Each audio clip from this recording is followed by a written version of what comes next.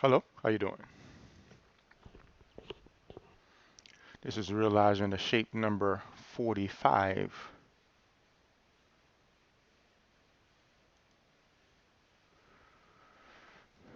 And about to get underway momentarily.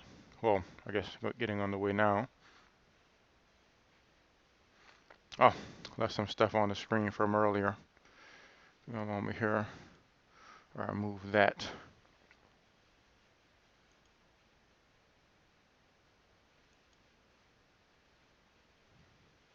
Mm,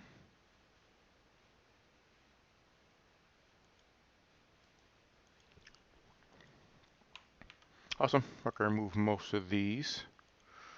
I'll keep my site up there. As a reminder, anybody scientific minded would like to learn astral travel, outer body experience, be sure to visit DarrylEberryJr.com. You can sign up for the Astral Projection Out of Body Experience course and research study there. And of course, you can get travel far. Information is there as well. So, I was seeing who's going to show up first to see what topic y'all might want to discuss. I actually have a topic in mind, but anybody who's listening or watching, is there a topic that y'all would like to discuss today? Hey, what's going on, Agent Globehead? Nice to see you.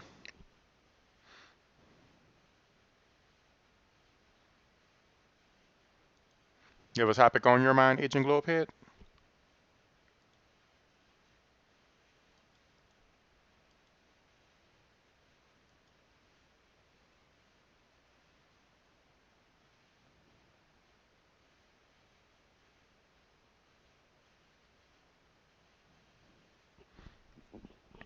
Let me see which chat I'm reading here. So I'm looking at the one on the stream, so I should be seeing the most up-to-date chat. Good. So, if any topics ever come up, let me know. Won't mind changing topics. The topic I had in mind, the Matrix and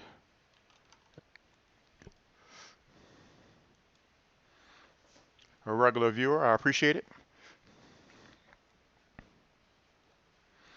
Is there a topic you all want to get started on before I jump into that?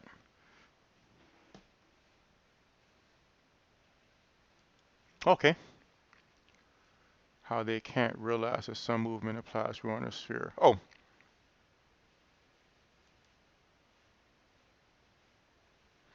you saying Agent Globehead, they can't realize? Well, give me one moment here. I'll uh, I'll drop I believe the link is in the description, but in the description, yep, it should still be there. Just in case, I'll post it here and hop on. You can hear what you have to say as far as an intro. Give me a moment here.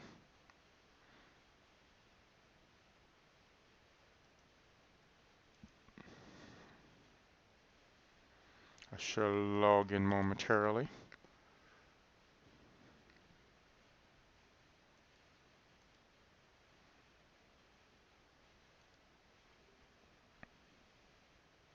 So it seems like Agent Globehead is saying lately he's been thinking how the flat earth believers can't realize the sun movement implies you're on a sphere. That's some observation. Uh, the flat earth people usually believe the sun actually moves, like actually moves around above the earth.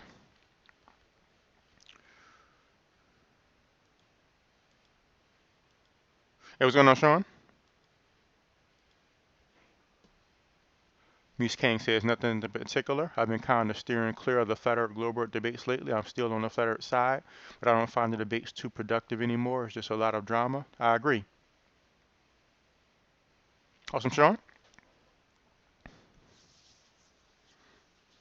Yeah, I agree. As you know, I've been spending a lot less time doing the flat earth globe earth thing. I've concluded it to be largely a waste of time. I've been working on something that I might put out in the future, an inclusion of my observations on it, but that's not a priority of mine either, even though I have a lot of data built up, but yeah, it's not really a priority of mine anymore. But I don't mind talking about it sometimes. It looks like Angel Globehead was just saying how flat earth people can't realize that some movement implies we're on the sphere. It doesn't seem like you have any follow-ups on it. And Ms. King was saying he's still on the flat earth side, but don't find the debate productive. A lot of drama, I agree. So, unless anybody else comes up with another topic they'd like to discuss, I'm happy changing topics midstream. I'll go into the Matrix and A Course in Miracles. And that's the link there if anybody else wants to join. So, either on this topic or any other topic. So yeah, one thing I've been actually started on the book a while back on the Matrix and the Course in Miracles, and I seem to be interested in picking it up again. Anybody who watched my streams or talk with me know that I'm into A Course in Miracles. I've been into it for a while, since like 2005. It's basically a teaching on forgiveness. And I didn't even realize, even though I spent so much time talking about astral projection, 3 of the 4 books I published so far is on the Course in Miracles. Existential Suicide. One of the readers of my other books is reading it right now, and I appreciate them reading it and giving me some feedback on it before I publish it. It's probably the most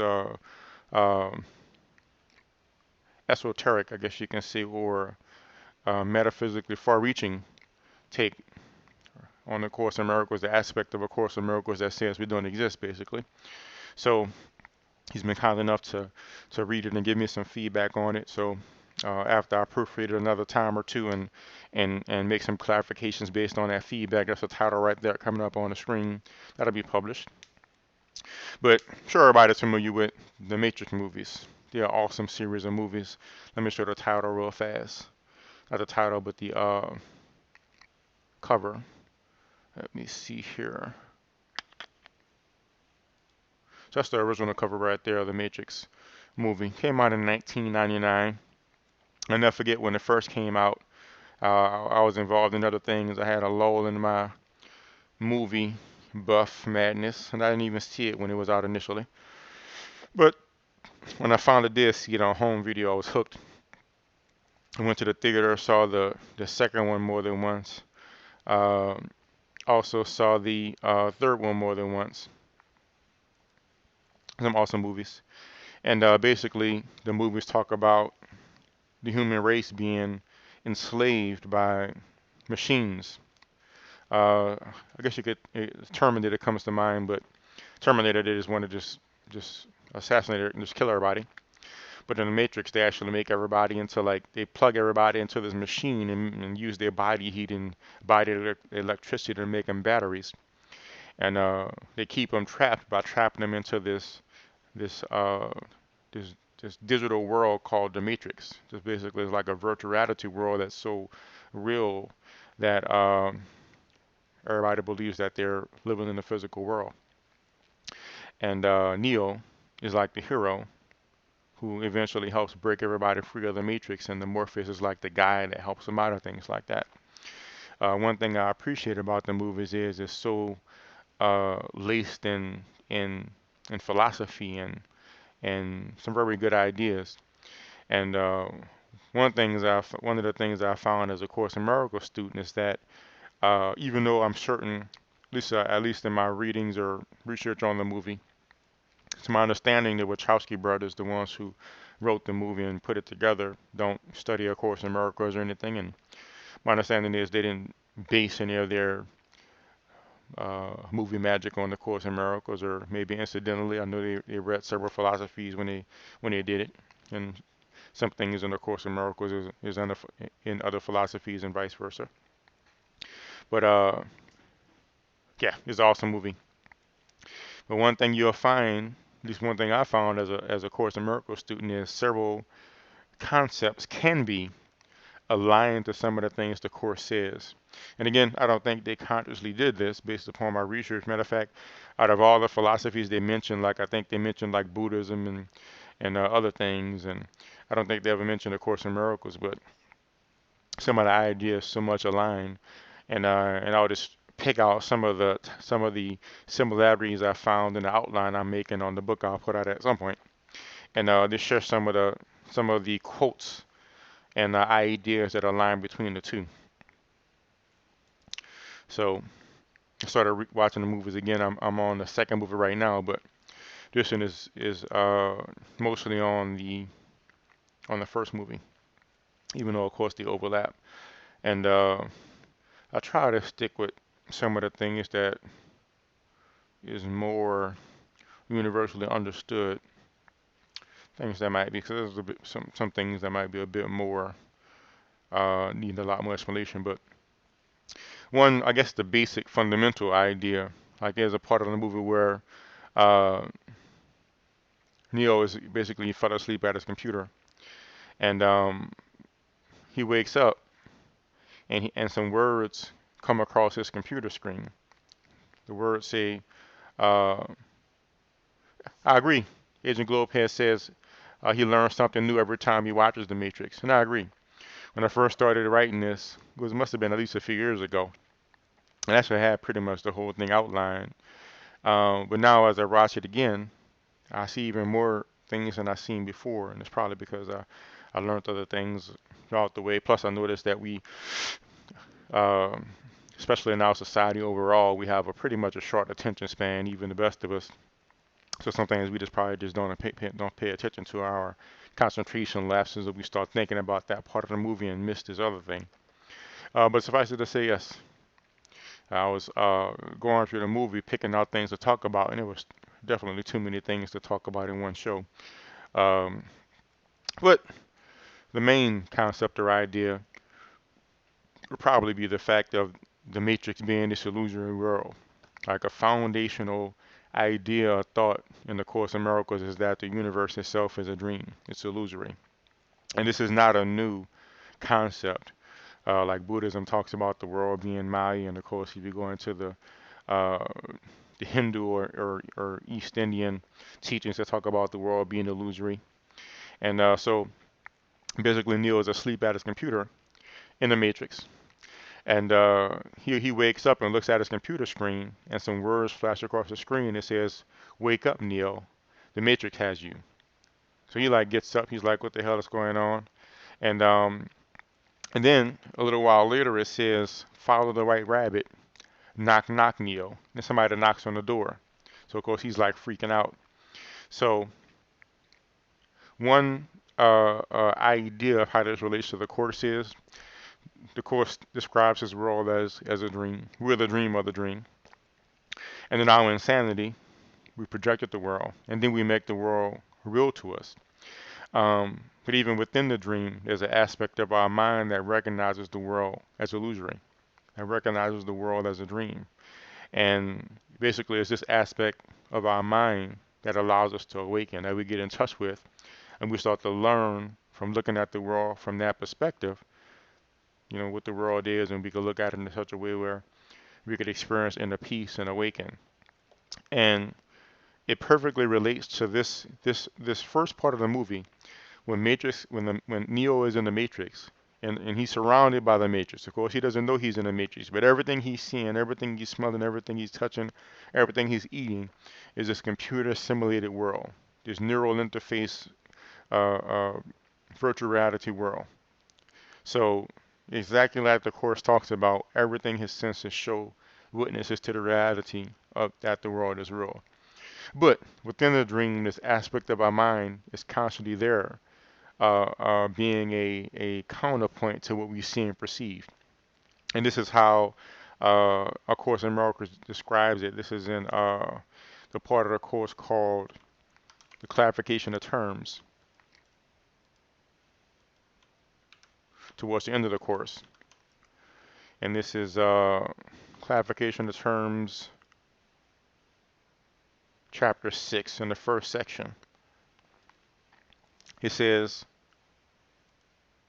Jesus is the manifestation of the Holy Spirit. Now, of course, in Miracles is written from a Christian verbiage. It's definitely not Christian in teaching. But the framework or the format of his wording is a very Christian-like base. If you read it, you'll see that it's not Christianity at all. I guess you could kind of say it's, if Christianity actually followed the teachings of Yeshua accurately, it'll be what Christianity is. But I mean, for various reasons, it's not at all like what he was actually teaching. But it says, so reading it in a more secular way, it can be read as the aspect of our mind that recognizes that the world is illusory, and which Yeshua got in touch with. He became a manifestation of that on the earth. So that's why it says, whom he called down to earth after he ascended into heaven, or became completely identified with the Christ, the Son of God, as he created him. So this aspect of our mind being a reflection or a memory of our true reality was called down.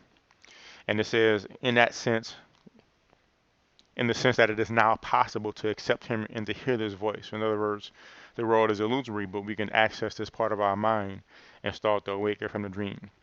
His is the voice for God and has therefore taken form. This form is not his reality, which God alone knows along with Christ, his real son, who is part of him.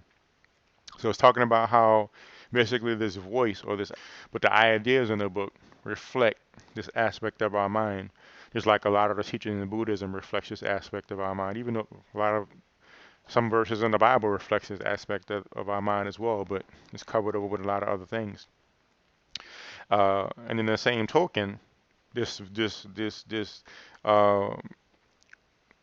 text on the screen, even though that's not really the true reality, the true form of Morpheus or Trinity, whichever one sent that text into the movie, it represents their knowledge that the world is illusory. So basically, they project their digital image of themselves into the matrix and make something appear on the screen, even though they're not in the matrix. Even when they plug into the matrix, all the people that's on the Nebuchadnezzar craft, which is the vehicle that they travel in as they go up high enough to shoot out of the matrix. So that very, very accurately and precisely represents how our Course in Miracles describes the part of our mind that recognizes the world is illusory, which it calls the Holy Spirit, and the different forms in the world that takes. In this instance, how the book is, the Course in Miracles book. Hey, what's going on, Sean G? Right now I'm talking about the Matrix, the movie The Matrix, and how A Course in Miracles, how stuff in the movie The Matrix correlates with or relates to teachings in A Course in Miracles. Not that the Wachowski brothers meant it that way, but just making some correlations with how the movie plays out and some things in the Course. I'm open to changing topic. If anybody wants to change topic or talk about something else, I'll put the link into the chat again. But at the moment, that's the topic that I had in mind. Oh, and I didn't even put the topic on the video as well. I forgot, I put it inside the stream, but I didn't put it in the actual video itself. So if anybody wants to hop on and talk about this, or if anybody wants to hop on and talk about something else, I'm open to changing topic. But topic I was prepared to talk about in the meantime of anything else is how the Matrix relates to A Course in Miracles and vice versa. And Agent Globehead says the movie Lucy is also good in showing scientific thought. Yes, I actually like Lucy. And actually that can relate to A Course in Miracles as well, as far as when her mind is very opened up, she's able to pretty much do anything. And if you read about these, yogic masters that can levitate and manifest things and all kind of stuff like that, and so it's clear. And like I've said myself, I've done things like telekinesis where I made that needle spin on top of water. I've actually even applied telekinesis to the world at large, the clouds. Like I've actually was able to make a hole appear in the cloud, and that's just using a uh, little enough of our mind that me as a regular person can access. That's just regular stuff. But people who spend like their lifetimes meditating and doing things like that, or people who open the blockages in their mind to the point where they can access more of their mind. Awesome, Sean. Appreciate you visiting and listening and chatting. People who can open up more of their mind, like with a true spiritual system, like A Course in Miracles or Buddhism or something like that. They could do a lot of amazing things. So I don't have any evidence of that for y'all. It's just things I've read, like in the readings of Gary Renard or some of these people who like visit Himalayan masters and write about the things they've seen. There's this lady named, I can't remember her name off the top of my head. I don't know why I keep forgetting this lady's name, but she studies Buddhism and she went out to Tibet and she traveled amongst all the lamas and seen people do all kind of amazing things. But the little things I have been able to do, like stopping the wind with my aura doing energy burn one time, or moving that needle with my mind on the water, or opened up a circle in the cloud, or going out of body and going through times and things. I can certainly see how these things are possible if you spend more time doing it, or if you open up your mind more broadly. But so back to that section of the course. So basically, the course describes this part of our mind, which terms the Holy Spirit, as being able to take form in the world in a form we can understand or accept. And going a bit farther, so that's from the course. There's a book you probably remember me quoting a lot that talks about the course called Disappearance of the Universe, where these two ascended masters visited Gary Renard. And these two ascended masters, they share a whole lot of knowledge about several things. And they talk about this aspect as well. So this is from Disappearance of the Universe, page 98. They say,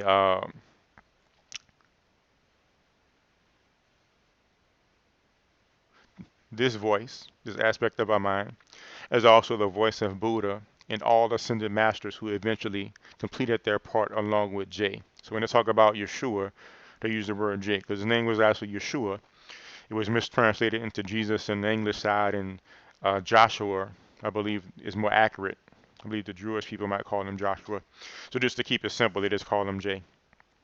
They also go on to say, by the way, that Buddha didn't reach enlightenment in his lifetime as Buddha, but like in his next lifetime. But for here, like for simplicity's sake, they refer to him as the Buddha as reaching enlightenment.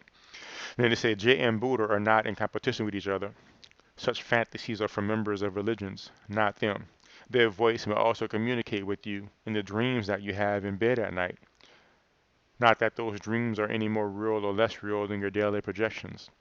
Relating to relating to you in your nocturnal dreams is one of the Holy Spirit's favorite ways of working with people.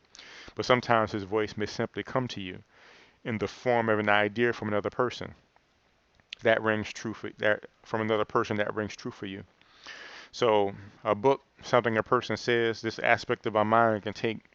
And I remember this aspect of my mind, I recognize as one, just probably the only instance in my whole life that could be. I remember somebody I knew was contemplating suicide, and even though I knew this experientially from my out-of-body experiences and stuff, there's certain thought popped in my mind to tell the person that from the reincarnation perspective, even if you did kill yourself, you would just reincarnate again with the same problems. Not to say that he still would have committed suicide otherwise, but I remember how that thought popped in my mind. Another part in the book, they say that that can happen and that could be sort of an inspiration.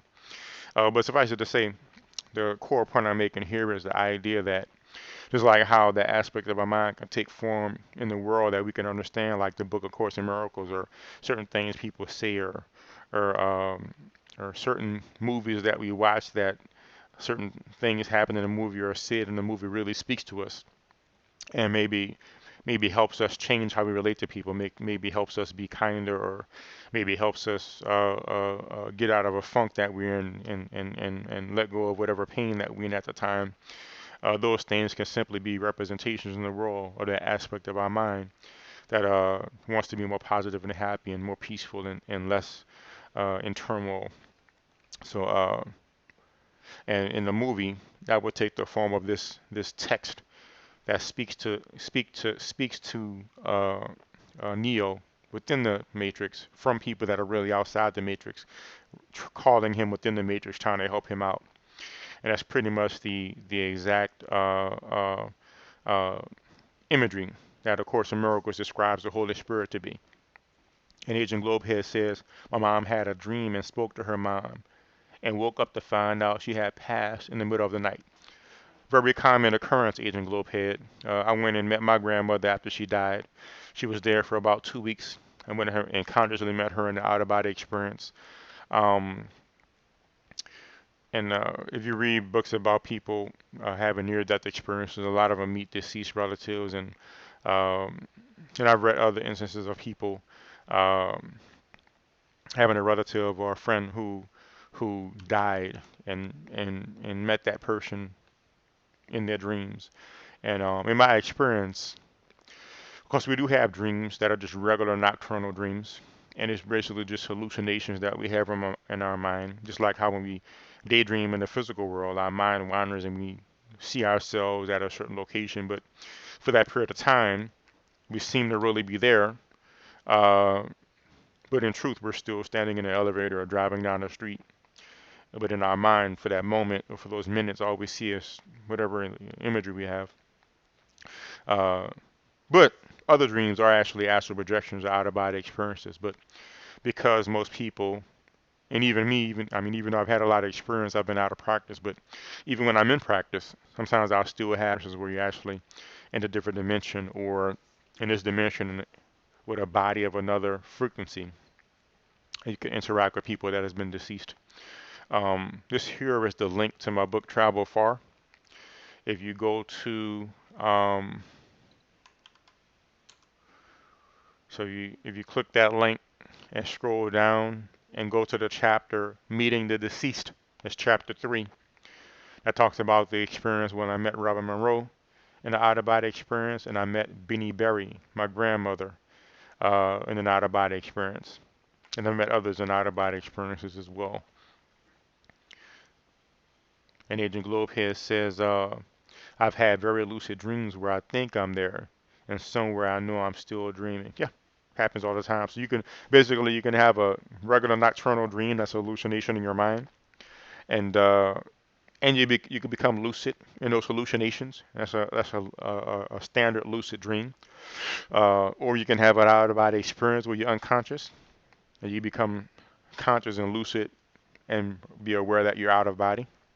With a little bit of practice, I guess I say a little bit of practice, but I don't know. I guess I can't really say how much practice, but with practice and experimentation, uh, you can learn to distinguish between which, or you'll be able to learn to pretty much establish which is a dream and which is some experience. There's some that are hard to determine, but good thing about it is the more you practice and the better you get at it, the more you can have very clear and definite out-of-body experiences, and you can start to test them and validate them, and things like that. So you don't always have to be unclear, but a lot of them can be.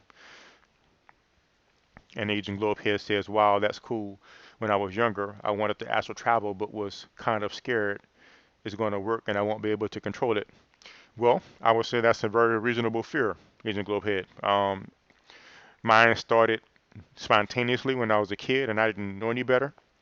But then when I finally started to read and realized that it wasn't something everybody did when they slept, I had the fear that I might die if I kept doing it. But when I realized it was real at the same time, it opened up a lot of possibilities. At first, when I was a kid, I was just doing things like just flying around and walking around and stuff. But then I realized, wow, I can go verify what happens when you die, and I can go into outer space and meet extraterrestrials. And I've done these things. But before that, I thought, man, I could die. But then I thought, well, the benefits of learning and verifying that I survived death and what happens when you die, and the benefits of being able to travel into outer space and things like that outweighs the risk of death. So I risked it, and I went out of body, and I found that you're not going to die. It is true that you might not be able to control it.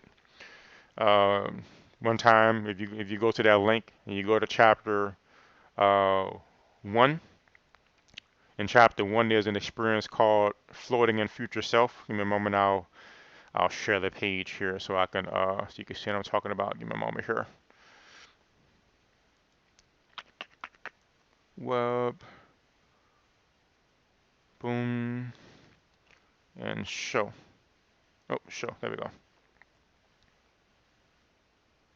Let me take the matrix image away. Boom. All right. So if you go to this page here, and if you go to the experience called in chapter 1 called floating in future self, that's an experience where I had a spontaneous out of body experience. This was back when I was a kid, and I'll just float out, um, just spontaneously just float out. But usually I would stop at the ceiling and I would just hover at the ceiling. But this time I noticed I kept floating and I could feel myself moving through things. So then I opened my eyes and I was floating above the house. And I actually thought I was going to be lost in space. I just kept going higher and higher and higher, and I couldn't control myself. But eventually I just, even though it was terrifying, eventually this experience ended and I ended up back in my body. So worst thing that can happen is you scare yourself, and but you end up back in your body in the worst for wear. So I've gone as far as, rough estimate, about 400 light years away. I went into the future by about what? I guess that would have been by about 10 years, about 8 or 10 years into the future. Um, I've existed in other dimensions for days, and none of it ever caused any harm or anything.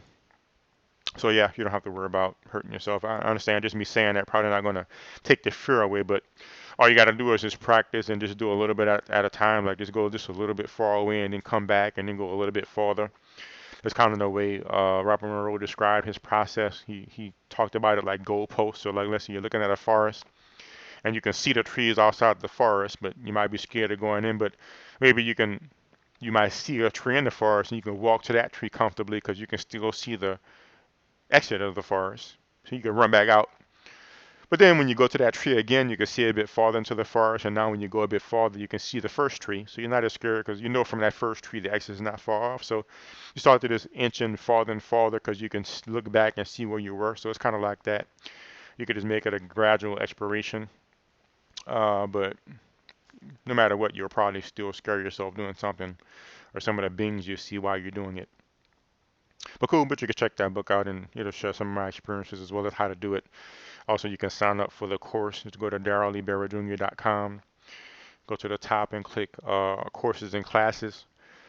And whenever I get 20 people signed up, I'll go ahead and start the basics course to help people develop basic skill.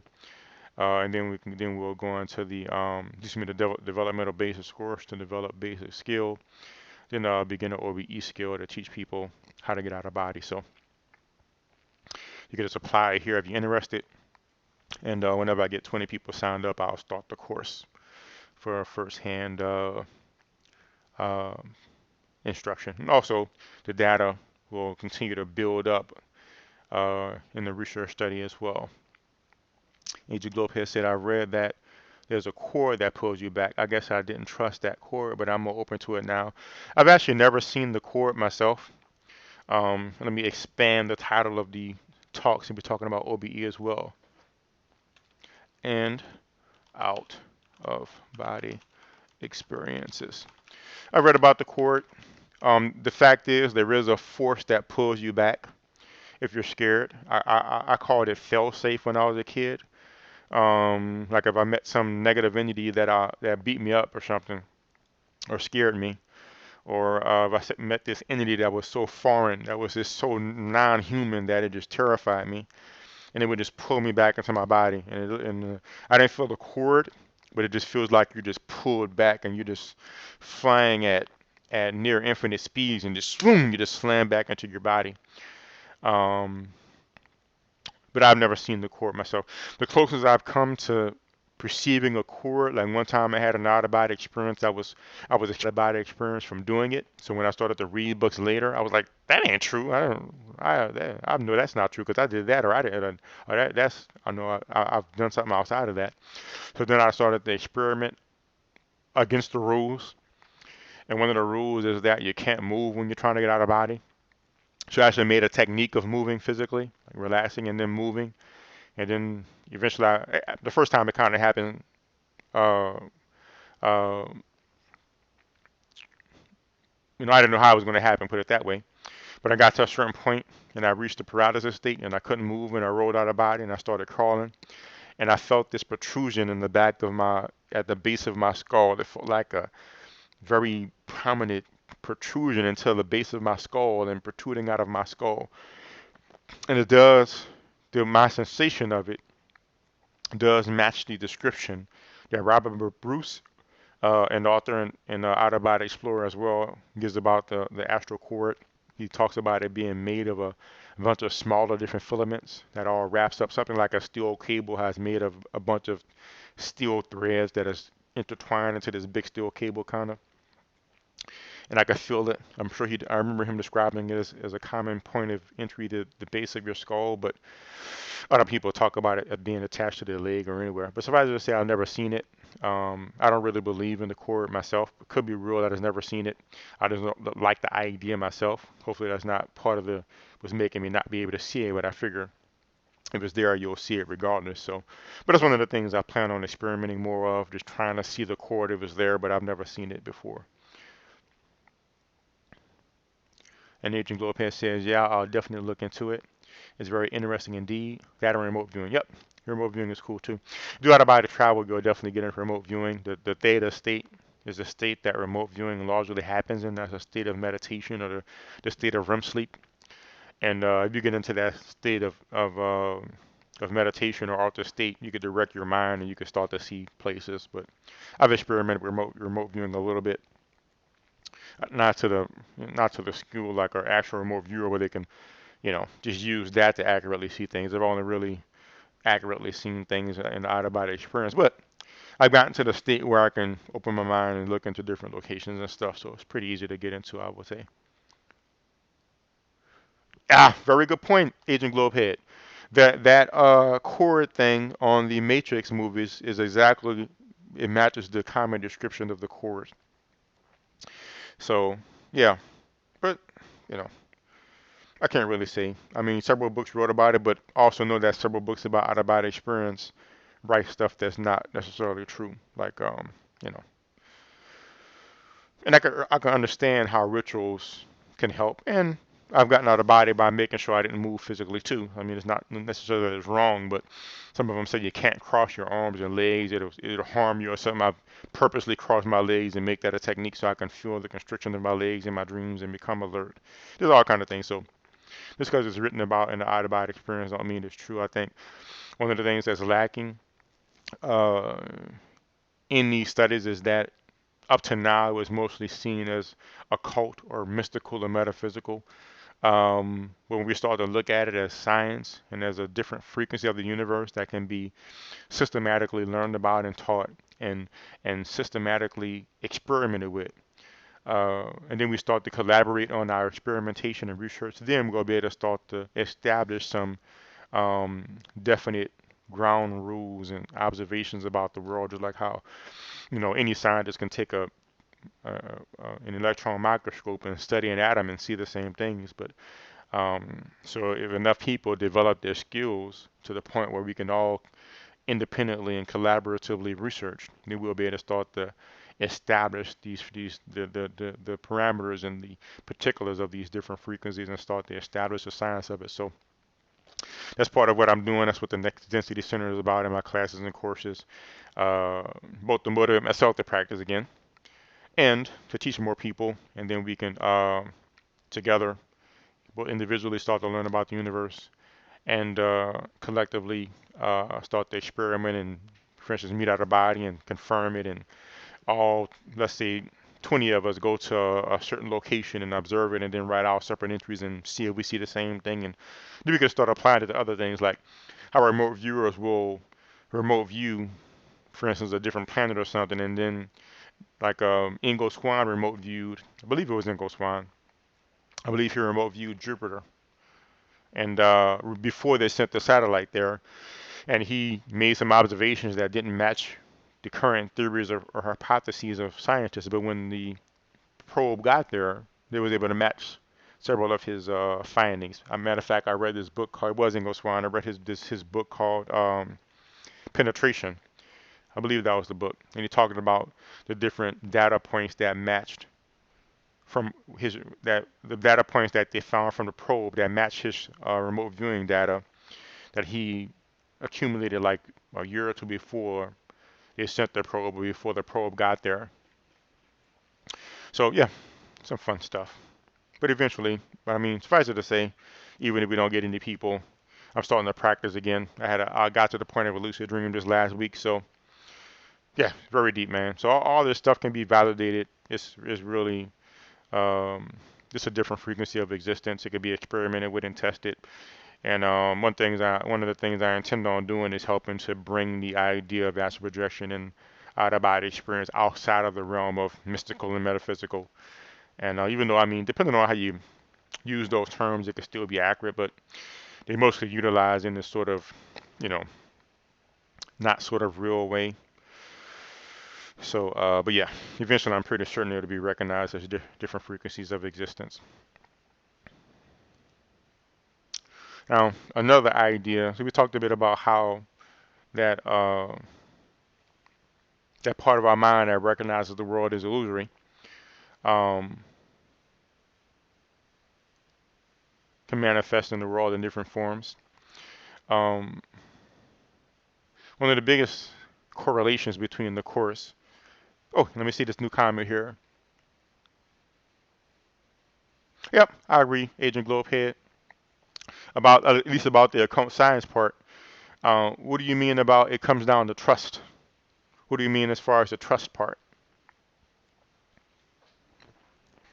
And it's true that occult originally meant hidden, but now it's sort of, I don't know, it seems to take on a different connotation now, like paranormal,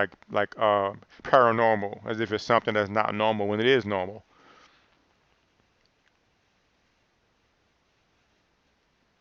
Are you saying that's what you mean by trust, Agent Globehead, to have an open mind to different possibilities?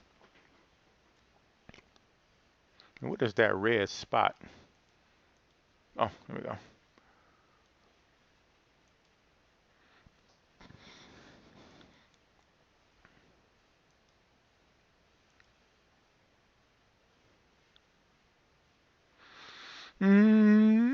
Yeah, I can see that, Agent Globehead. You know, I guess in order to put forth the effort that's necessary, I'm sure you'd have to have some kind of at least anticipation that it'll work.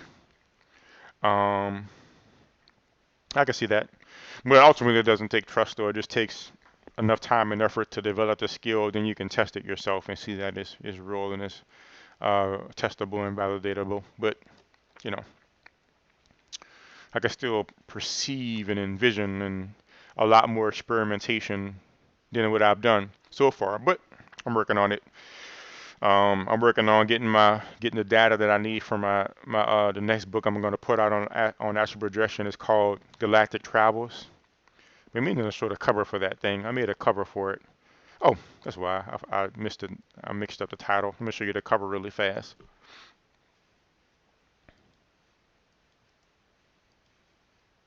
So I'll move this matrix title and put my Galactic Travels title up. One of the few to have seen it. Well, I guess everybody will be able to see it now to pull up the video, but one moment here so I can find it.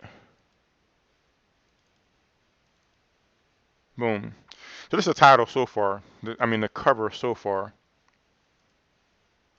Isn't that an awesome cover? So I actually expanded the title. The full title is not here right now because I plan on doing some other stuff as well. Matter of fact, let me put it a bit higher so I can see the whole thing. But so Galactic Travels. 100 out-of-body journeys through interstellar space. I have like 2 or 3 already. Like the one when I went to the moon base. That wasn't in the book yet, so I'll put it in that one. The one where I went to the planet Saturn. Even though I hovered away from the planet just a little while, I was there only briefly. But just to get the ball rolling. But I plan on doing some more elongated, I don't know if that's the best word, intricate and in-depth outer space explorations. And so I think the full title, I remember right, is 100 out-of-body journeys through interstellar space, or contributions to contributions to astronomy via or through the non-physical sciences. So I called it, I group like astral projection and psychic powers and all that stuff into the term non-physical science now. So I plan on going out and exploring some things, maybe some things that some kind of probe or something will be visiting soon, and gathering some data on it, and as well as exploring some things that maybe we won't get to in a long time, and interspersing these travels with things that's easily validatable, and seeing if I can make some contributions to astronomy through the non-physical sciences, and both to help expand astronomy and validate the non-physical sciences. Awesome, Agent Globehead. Thanks for letting me know.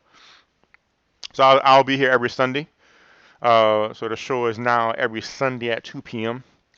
And whatever topic comes to mind or whatever topic anybody mentions. So the parts of the course that talk about the world not being real. So there's this part in the course where Neo and Morpheus meet for the first time. They're still in the Matrix. So obviously, first they sent Neo a message on the screen, which is basically like that part of our mind that recognizes the world is illusory, the part of our mind that's outside the dream, extending itself into the dream to help us awaken in a form we can perceive within the dream. Then they project the actual images into the dream. And thinking about it now, you could even consider Morpheus and Trinity and all the people who were unplugged when they get back into the dream. They're like ascended masters, like how the masters that met Gabriel and Nord describe ascended masters.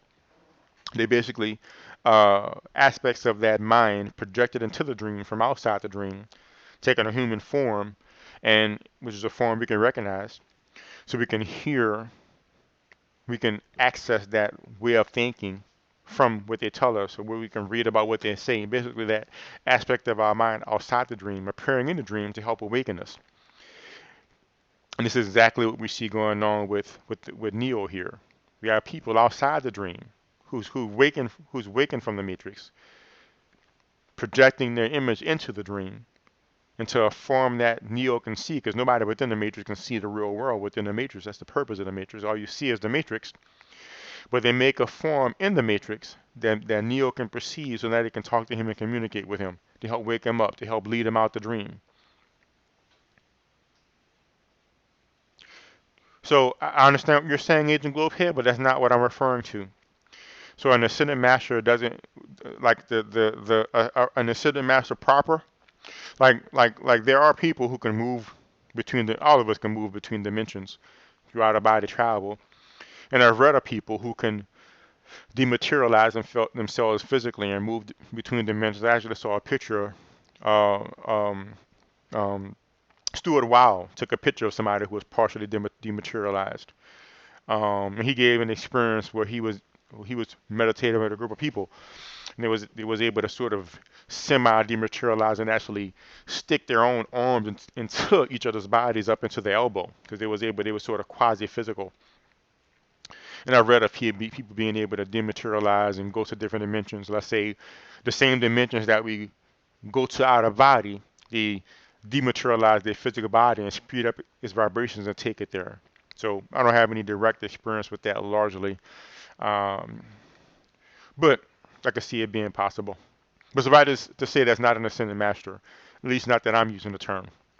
When I use the term ascended master, I'm talking about an aspect of our mind. When I say an aspect of our mind, I mean the universal mind, the dreamer of the dream, like the highest level of mind possible. Like the mind that's projecting everything, that's projecting physical and non-physical, that's projecting time and space, that's projecting everything. There's nothing above and outside of this mind. And there's one aspect of this mind that recognizes that the world is illusory. And that aspect of mind can take a form, or at least it can project itself into the dream. And a form can take shape as a human being, but it's not really a person. It's a symbol of that aspect of the mind. It just appears in the dream, just like how when Morpheus and them plug in, it's just an image that appears in a dream. And then when they unplug, the image just disappears. So it's not really a person or a human being. They seem to be people because they take on the personality invariably. Usually they take on the personality in the guise of a human being that they reach enlightenment. So they can take on the guise of art and person, which were human beings, and they reach enlightenment means they let their individuality go. So eventually, as human beings, just that right mind was appearing through them. But then that right mind might appear as that guise or any guise and still speak its truth in the guise of that person. That's what I mean when I say ascended master. Yes, I would say according to Stephen, and clarify if I'm misunderstanding you, Agent Globe, but I think you mean do I think quantum science is close to making things move between dimensions? If that's what you mean, yes. Stephen Greer um, speaks of knowing people in these secret government projects or these black projects, and he said he's found that they have a technology that can take a non-physical being, like let's say something we might call a demon, and they can bring it from that non-physical dimension and bring it into a physical state. So now you can see this non-physical being in the physical world. So I don't know how true that is, but I found Stephen Greer's knowledge to be on point of what I can validate. So I think it's possible. And then when you get into quantum physics itself, as far as these different dimensions, like the non-physical dimensions, my experience suggests that as we continue to penetrate finer and finer into the physical world, eventually we'll break into the non-physical dimensions because it's just a finer, it's like a continuum that continues a lot farther than the quantum realm. So you can at least I think of the non-physical realms as sort of the quantum realm. I don't think we'll find a telescope fine enough to see it because it operates at a frequency that's not physical light. That's not, the frequency of light that our physical eyes can see. Maybe we could find some kind of translator, like apparently they're able to take non-physical beings and and slow their vibrations enough to materialize them. Perhaps we'll be able to go the other way as well. I mean, ET craft can do that when they dematerialize and rematerialize elsewhere, or dematerialize and go through space in these quantum subquantum realms, I guess you can say, where time and space is not the same, so they can travel several times the speed of light and then just pop back out at their location. So it's definitely possible because ET craft can do it. ET beings can do it, advanced ET societies. So I'm pretty sure we're getting there. Like what? Tachyon particles. So yeah, it's on the way. And pretty soon, I'm pretty sure what mystics teach and what occult scientists teach will eventually meet in the middle with what physicists and quantum physicists teach. I'll try to expedite that process by approaching the heretofore occult from a scientific perspective. I think one of the more practical things we can do is just have more out of body experiences and validate it, either by, of course, if you go out of body and meet each other. I mean, that might not prove anything to a scientist because it's still they have to take our word for it. But me and you will know, like when me and my friend Lewis did it, me and him know because I mean we were there. Um, but Right now, I think because we don't have access to technology to dematerialize things and materialize things, the avenue of investigation for most of us is direct experience, firsthand experience. So that's where we're at. But eventually, I'm sure we'll have technology that can do it. And that part of the matrix where uh, uh, making predictions. What predictions do you mean, by the way, Agent Globehead? Oh, you mean like predictions of the future? Like, what do you mean exactly?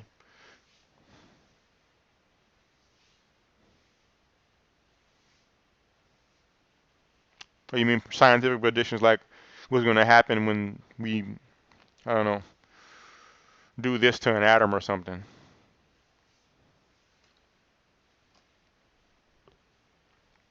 While I wait for that comment, I read this part of the movie when Neo and Morpheus meet. While Agent Globehead will let us know what prediction she means exactly. Neo and Morpheus are getting together. So now Neo doesn't realize it. He's still in a dream. He's thinking and perceiving from the perspective of the dream.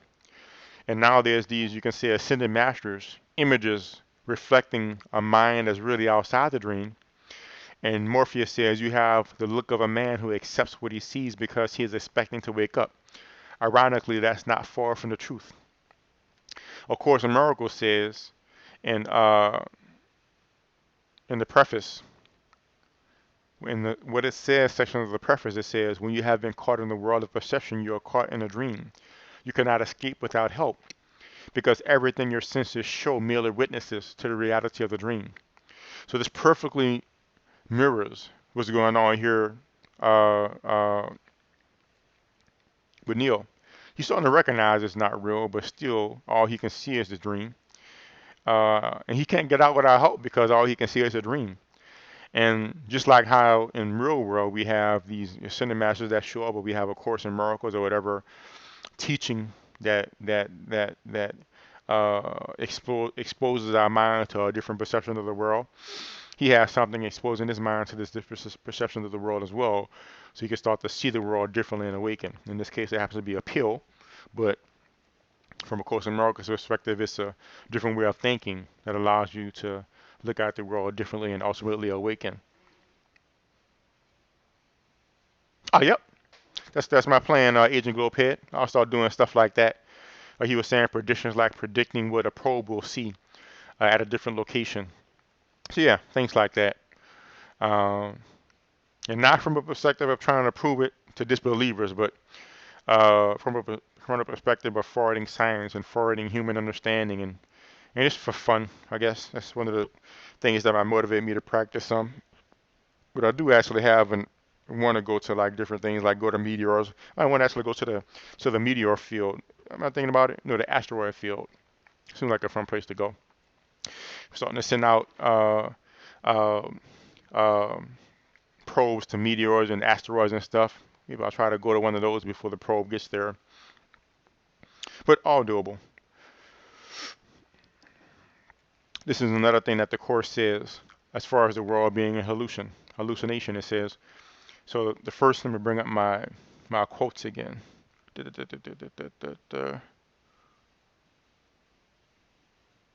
Reference, there we go. So now we're in the preface. The one I read earlier was from the preface of A Course in Miracles, what it says.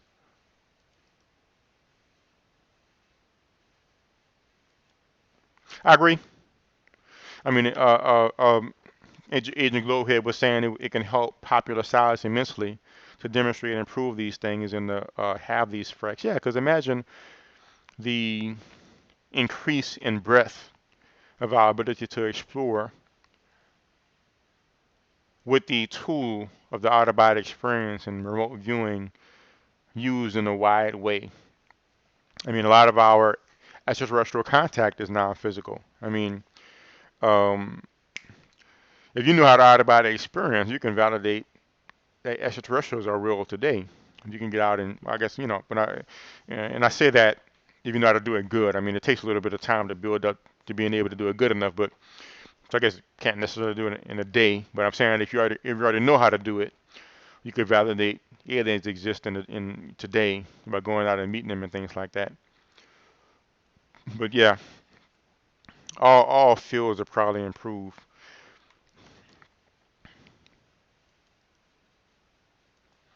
This last verse here is from the text of A Course in Miracles, chapter 20, section 8, paragraph 7 and 8. It says, "What if you recognize this world is an hallucination? What if you really understood you made it up? What if you realized that those who walk about in it to sin and die, attack and murder and destroy themselves are wholly unreal? Could you have faith in what you see if you accepted this? And would you see it? Hallucinations disappear when they are recognized for what they are. This is the healing and the remedy. Believe them not, and they are gone. And all you need to do is recognize that you did this. Once you accept this simple fact and take into yourself the power you gave them, the hallucinations, you are released from them." So this perfectly mirrors this part of the course where basically when Morpheus says, ironically, this is not far from the truth, that you're sleeping and will soon awaken. That's exactly what the course says, literally about the world. That's a dream that we're going to awaken from. In my experience, says the same thing. Some of y'all probably heard me talk about that universal experience I had where I was able to access the universal mind and be aware from the level of the dream that this world is an illusion. So it's actually quite accurate, and it's quite interesting when you see how the Course talks about the matrix being unreal, how that relates to what A Course in Miracles says, as well as all of the non-dualistic and purely non-dualistic teaching. Hey, what's going on, Loken? Welcome. So, but that's just it'll take a long time to go into everything. There's so many different parts of the course, but the movie The Matrix that goes into it. But what I plan on doing is going through the movie again, and I'm gonna pick out all these nuggets of things that can be related to A Course in Miracles. Again, I'm not saying that the Wachowski brothers did that intentionally. I suspect it could be similar to how like the Assassini, like this alien named Bashar that channels through Darryl. He talks about Star Trek, and he says how, because if you look at Star Trek, it's deep. Like the Next Generation. I didn't get into the original series so much. I guess I got to break down and get used to the black and white, and or just not even black and white, but just the. It seems like it's black and white because it's the cinematic technology was so primitive back then compared to what we have today, right? But like the Next Generation, uh, Voyager, Deep Space Nine, some of the stories in these episodes are just so deep. Like First Contact, when they, like the way they frame the Enterprise crew visiting this civilization in their first time meeting extraterrestrial beings, and but we're the extraterrestrial being, and just seeing how it explains the psychological dynamic is so accurate in a lot of respects, and enlightening in the way they point out how we can view things and do things differently. So, but Bashar says that some of these episodes of Star Trek come from the minds of these writers accessing different dimensions and accessing different things subconsciously, or accessing the collective will of humanity and wanting to see like a better version of the future. And basically, the collective unconscious, like Jung might talk about, accessing that level, and all of us sort of working together subconsciously to make these episodes that speak to futures we would like to see, or speak to things that we're grappling with or will soon grapple with in our society. So I suspect that it's possible that the Wachowski brothers, in their writing these movies, also access these levels of mind. And some of these concepts, even though they may not have consciously thought to align some of these concepts with teachings from ancient Vedic texts and A Course in Miracles and things like that, but just in the profoundness of their vision, they just out of necessity, if not just habit, access some of these levels of thought. So I think that's a lot of why some of the things that they say so closely aligns to the things that's in the Course in Miracles, because they were just accessing these higher levels of thought. And if you're in any kind of creativity, like writing or music or things like that, you know that you can get into these spells and you can just access, like I know a lot of my writings on the Course in Miracles is beyond my personal experience, as far as like uh, I could definitely explain what it says about looking at things differently to reach a state of peace, but I'm not always peaceful, as all y'all, as anybody watching my stream knows. I have my moments of peace when I can forgive, so I know it works, and I could use that experience to teach it. But definitely, I'm not peaceful all the time. So so definitely, we can access levels of thought that might be beyond our everyday level of awareness. And I suspect that the same thing happens to these movie writers and musicians and everything, just like how like Bach and these guys make these pieces of music that's popular even today amongst classical music goers, and they probably be popular for millennia, just like how in Star Trek they still listen to Beethoven and stuff in Star Trek. But these people access these levels of thought that produce these pieces of music that's so uh, universal and you know just stand the test of time, and even bring people to spiritual states. Like I've Kenneth Wapnick, who teaches A Course in Miracles, he said his first teacher was, I believe, Beethoven. He would listen to the music and it would bring him to high spiritual states, just the way the music was composed. Even Bashar pointed out some piece of music, I can't remember, some piece of classical music, and he said it relates to this high level of thought. So, but cool. I just wanted to point out a few things that I saw in the Matrix that related to A Course in Miracles and how the thoughts align. Um, if anybody else wants to join and chat for a while, I'll probably stay on for another 30 minutes. So today we ended up talking about the Matrix and the Course in Miracles, as well as out-of-body experience and psychic powers a bit, and how that relates to science and the future of science, and some of the things I'll be working on.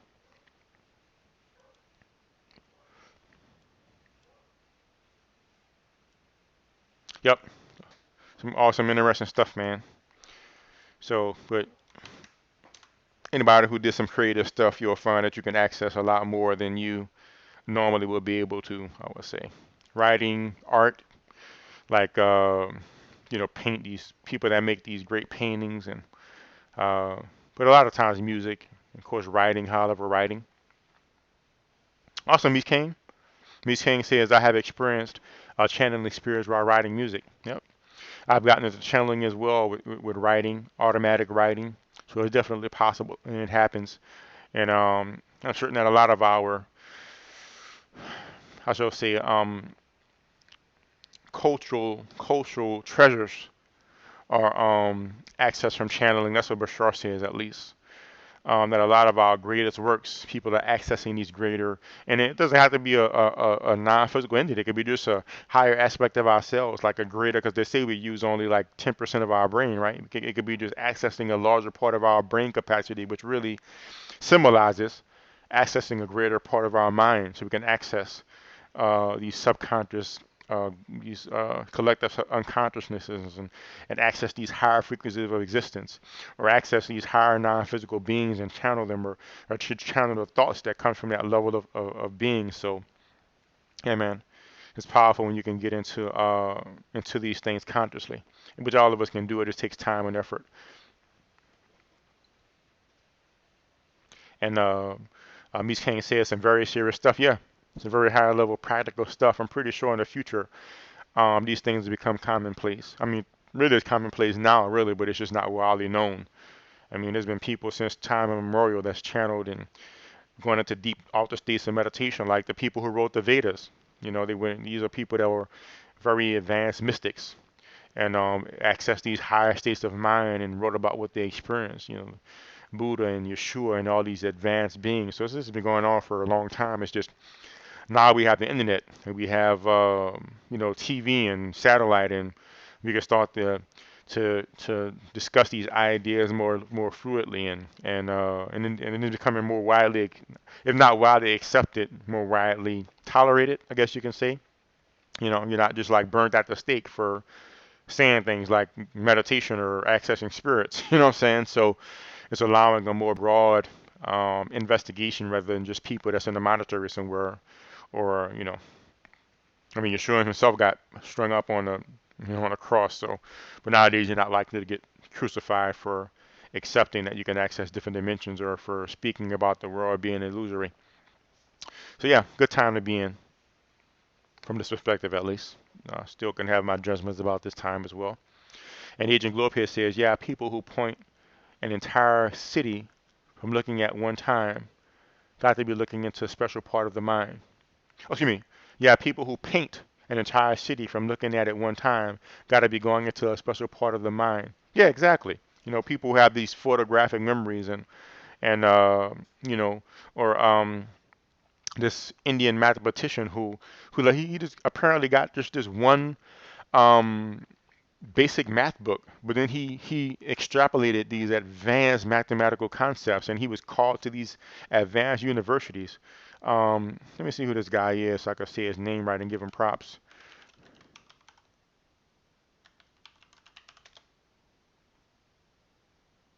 Mm. Oh, Srinivasa Ramanujan. So Ramanujan, he's this guy who my understanding is he didn't have any education. He went to like the equivalent of fourth grade or something, and but he got this basic book called Synopsis of Elementary Results in Pure and Applied Mathematics. Let me go ahead and show this page that I'm looking at real fast.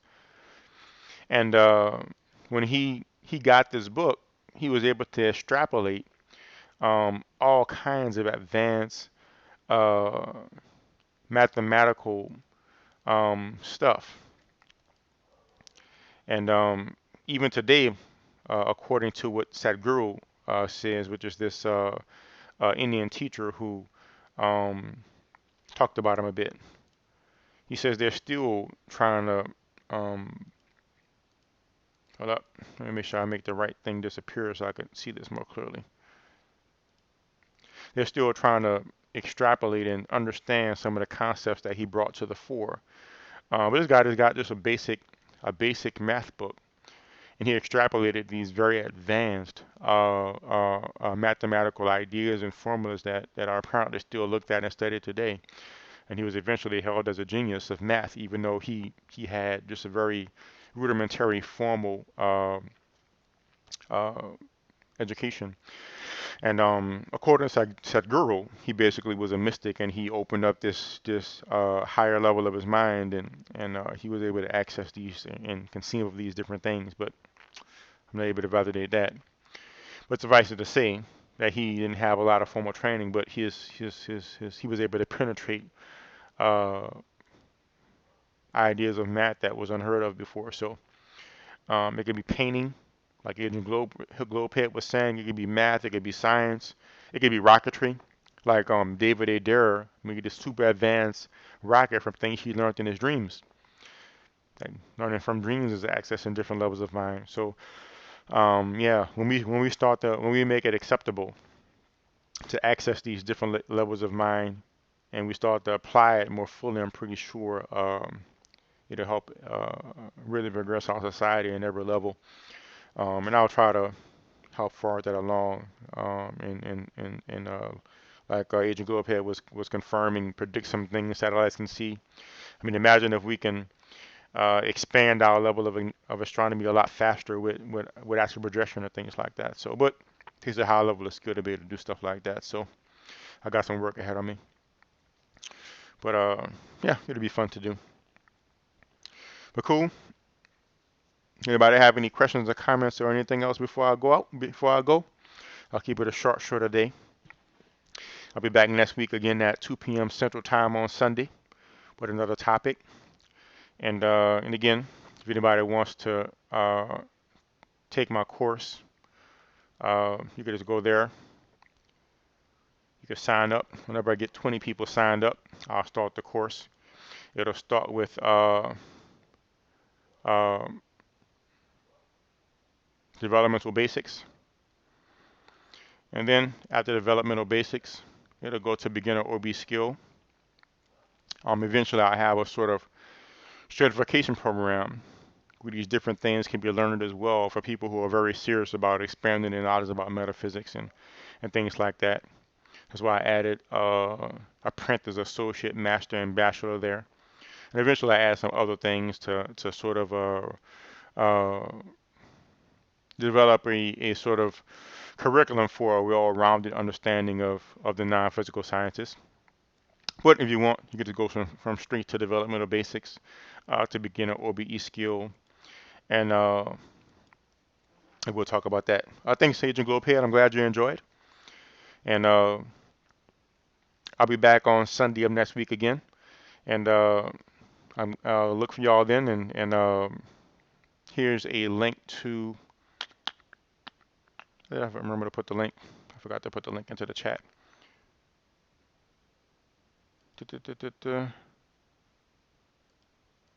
Boom.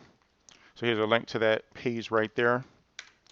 Here's a link to the Travel Far book. If anybody wants to read it, the whole book is there. It reminds me, I still have some extra illustrations I can add. I found some illustrations a while back that I made, and I scanned them at the library, and I already added them to the one on Amazon. I gotta take the time and update them. Did I? Let me see. I think I did add them. Let me see if I added them to the book. Maybe I did. I just forgot that I did.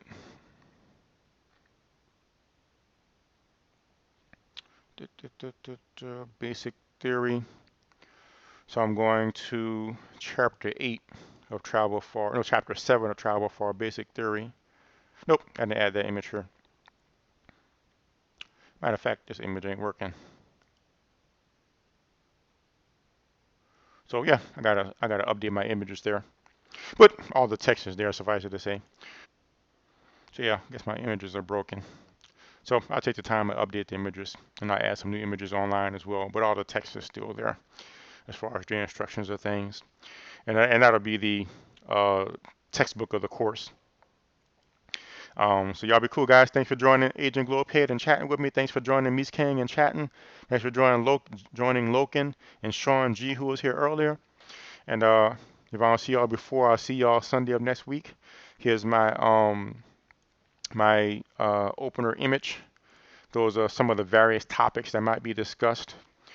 Business of Science, Astral Travel, A Course in Miracles, A Course Today, and Realizing the Shape number 45 with Darryl Lee Beber Jr. we discussed. A Course in Miracles, the movie The Matrix, and out-of-body travel, as well as how those relate to science a bit. And I do hope you have a nice week.